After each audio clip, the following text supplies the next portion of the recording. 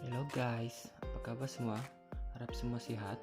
Nama saya Nicholas dan pada video kali ini saya akan menerangkan sedikit tentang aquaculture di Malaysia.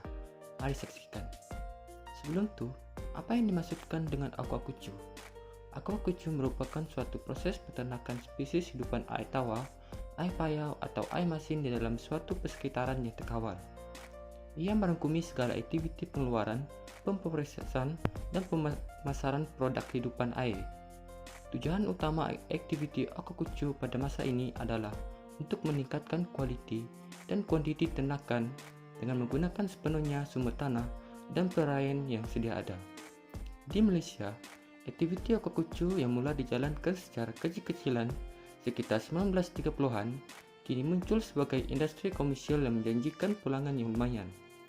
Antara spesies yang banyak diternak adalah udang marine. Peternakan komersial udang marine bermula pada 1980-an dengan ternakan udang harimau hitam Penesus melodon.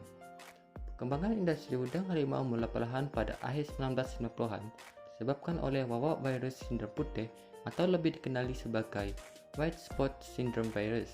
Situasi tersebut menyebabkan kerajaan telah memberikan kebenaran untuk peternakan udang putih Lepidonesus vernamei di akhir tahun 2004. Kedua adalah ikan marine. Peternakan pelbagai jenis ikan marine telah bermula 4 dekad yang lalu di Pulau Pinang dan kawasan utara semenanjung Malaysia. Peternakan ikan marine bermula dengan ternakan ikan sekap Asia yang kekal sebagai spesies utama. Hari ini terdapat sekurang-kurangnya 18 spesies ikan marine yang telah diternak. Spesies yang paling popular adalah kerapu dan jenaha. Antara ikan kerapu, spesies yang paling popular adalah kerapu hybrid, diikuti oleh kerapu harimau, kerapu oren dan kerapu ngelabar. Ikan jenahak yang paling popular ialah jenahak jalur kuning, jenahak paya bakau, jenahak jon dan jenahak merah. Seterusnya, yang ketiga adalah tilapia. Tilapia merah dan tilapia hitam merupakan dua spesies tilapia yang biasa diternak. Kebanyakan pengeluar tilapia adalah daripada kolam, diikuti oleh sangkar air tawar, kolam bekas pelombongan, tangki simen, tangki cabbage dan kultur pen. Pengeluaran ikan ini juga dijangka akan meningkat pada masa hadapan disebabkan oleh industrialisasi sektor ini. Pada masa ini, terdapat dua ladang komersial besar yang menghasilkan tilapia dalam sangkar terapung, di Temenggor dan Tasik Kenyir.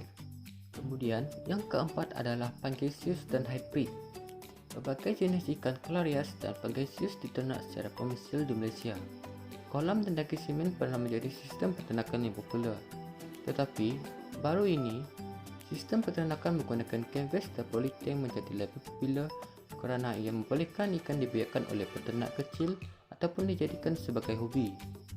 Spesies yang kelima adalah rumpai laut. Penamaan bagi spesies rumpai laut bermula pada 1970-an.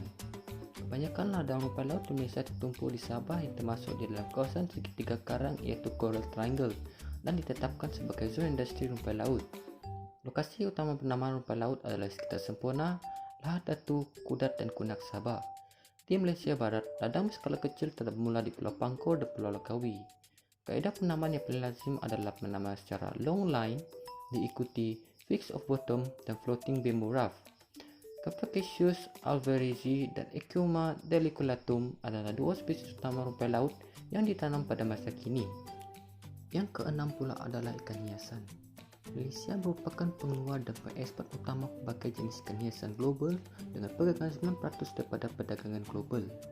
Ini terdiri daripada lebih daripada 550 jenis tempatan dan eksotik yang terdiri daripada lebih 250 spesies. Lebih daripada 70% spesies ikan hiasan dihasilkan untuk ekspor. Tiga spesies ikan hiasan utama adalah arowana emas atau ikan kelisa emas dalam bahasa Melayu, berbagai jenis ikan emas dan diskus. Yang ketujuh adalah udang galah Malaysia. Udang galah Malaysia adalah spesies warisan dan sumber genetik akuatik berharga di perairan Malaysia. Ia mempunyai sejarah peternakan yang lama, tapi masih belum sampai ke tahap komersial. Peternak menstokkan pasca larva PL15 hingga 20 dan memulakan semi-tuaian selepas bulan ketiga. Terdapat 3 hingga 5 semi-tuaian dalam tempoh peternakan selama 6 hingga 7 bulan. Potensi udang galah telah diketengahkan baru-baru ini dalam pengeluaran makanan aquaculture kerajaan. Dan nyata akhir adalah kupang hijau. Kupang hijau adalah spesies akukucu kedua yang paling penting di Malaysia selepas kerang darah. Benih atau spat akan dikumpulkan pada tali yang digantung dari rakit atau rak. Kupang mencapai saiz pasaran selepas 6 hingga 8 bulan. Jabatan Perikanan Malaysia memperkenalkan teknologi Smart Farm pada tahun 2012 untuk peternakan kepadatan tinggi menggunakan teknologi Norway. Akukucu menyumbangkan kira-kira 20% daripada jumlah tangkapan ikan di Malaysia. Salah satu kepentingan akukucu adalah untuk membekalkan semua protein.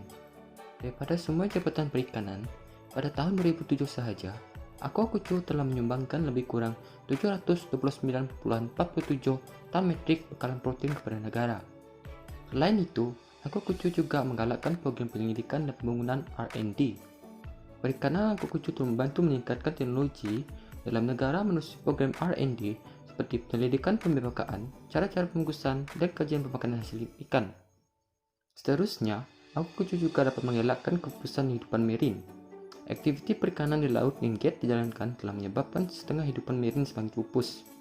Oleh itu, dengan adanya sektor akukucu, spesies marin semakin pupus boleh dipelihara seperti ikan kerapu, udang harimau, dan siakap. Dan yang terakhir sekali adalah, akukucu dapat mengurangkan kemusnahan dan gangguan ekosistem. Ini kerana akukucu tidak melibatkan penggunaan peralatan yang boleh mengganggu dan memusnahkan habitat. Akukucu juga tidak mencemarkan air kerana menggunakan teknologi yang mesra alam, sebagai contoh, penggunaan sangkar dan tong. Jadi, sampai di sini sahaja video saya tentang serba sedikit sistem akukucu di Malaysia. Terima kasih pada yang menonton video saya dan sampai kita berjumpa lagi.